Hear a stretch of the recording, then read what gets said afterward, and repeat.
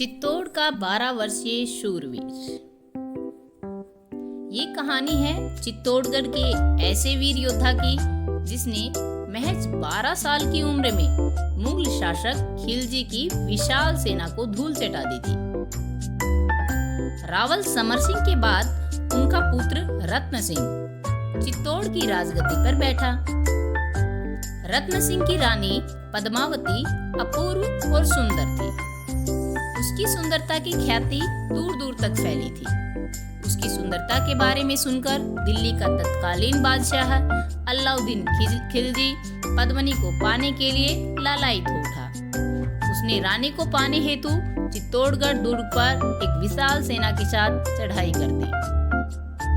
उसने चित्तौड़गढ़ के किले को कई महीनों तक घेर कर चित्तौड़ के यथार्थ तैनात राजपूत सैनिकों के अदम्य साहस व वीरता के चलते कई महीनों तक घेराबंदी व युद्ध के बाद वह चित्तौड़ के किले में घुस नहीं पाया। तब उसने कूटनीति से काम लेने की योजना बनाई। अपने दूत को चित्तौड़ रत्न सिंह के पास संदेश लेकर भेजा कि हम तो आपसे मित्रता करना चाहते हैं। रानी की सुंदरता के बारे में बहुत सुना है, इसीलिए हमें तो सिर्फ एक बार रानी का मुंह दिखा दीजिए।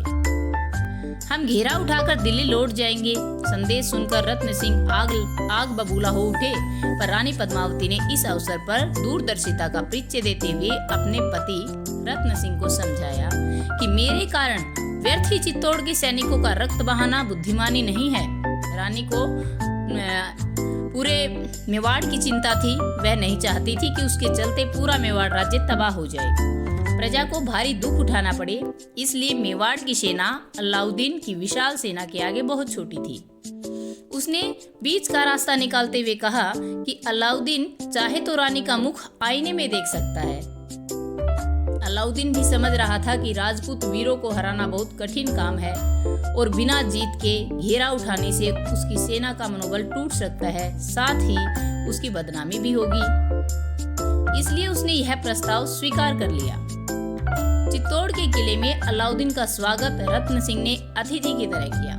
रानी पद्मावती का महल सरोवर के बीच में था, इसीलिए दीवार पर एक बड़ा आईना लगाया गया। रानी को आईने के सामने बिठाया गया। आईने से खिड़की के जरिए रानी के मुख की परछाई सरोवर के पानी में साफ साफ पड़ती थी। वहीं से अलाउद्दीन को रानी का मुखारबिंद दिखाया गया।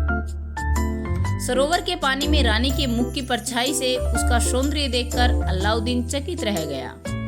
मन ही मन रानी को पाने के लिए कुटिल चाल चलने की सोच ली। तब रत्न सिंह अलाउद्दीन को वापस जाने के लिए किले के द्वार तक छोड़ने गई, तो अलाउद्दीन ने अपने सैनिकों को संकेत कर रत्न सिंह को धोखे से गिरफ्तार कर लिया।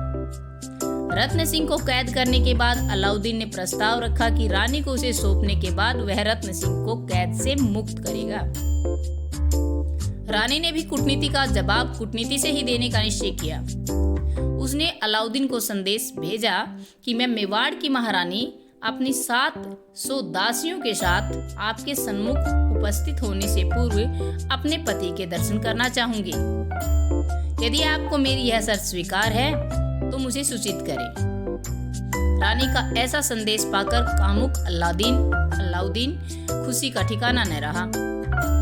उस अद्भुत सुंदर रानी को पाने के लिए बेताब उसने तुरंत रानी की शर्त को स्वीकार कर संदेश भिजवा दिया। उधर रानी ने अपने काका गोरा भाई बादल के साथ रणनीति तैयार कर 700 डोलियां तैयार करवाई। उन डोलियों में हथियारबंद राजपूत वीर सैनिक बिठा दिए। डोलियों को उठाने के लिए भी कराहों के स्थान कर छांटे हुए वीर सैनिकों को कराहों के भेष में लगाया गया। इस तरह पूरी तैयारी कर रानी अलाउद्दीन के शिविर में अपने पति को छुड़ाने हेतु चली। उसकी डोली के साथ गोरा व बादल जैसे युद्ध कला में निपुण वीर चल रहे थे। अलाउद्दीन व उसके सैनिक रानी के काफिले को दूर से देख रहे थे। सारी पालकियां अलाउद्दीन के शिविर के पास आकर रुकी। उनमें से राजपूत वीर अपनी तलवारों सहित निकलकर यवन सेना पर अचानक टूट पड़े।